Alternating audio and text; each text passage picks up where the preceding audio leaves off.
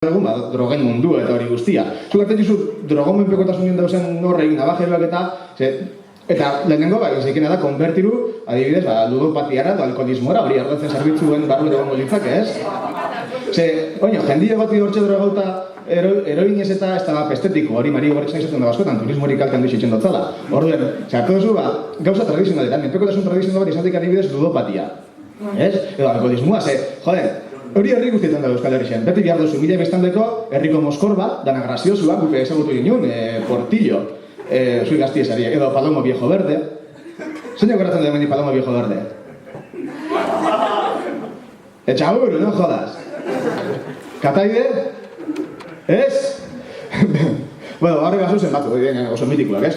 Jendia graziosu ez da, alkoholiko egin dagia, osenak alkoholiko esan dugu zen estien graziosu, ez etortzen dabe dokiela arazo moduko bat. Baina horrek ez horredi herriko moskor mitikoak, horrek jantzitzen dago herrixe. Eta ludopata bai, beti egon behar da potoloren bat agernan dagoen egun osue hortxe makina parien zarten kanbizu hor.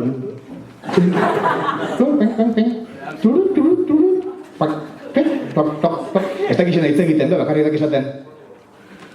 Cambios.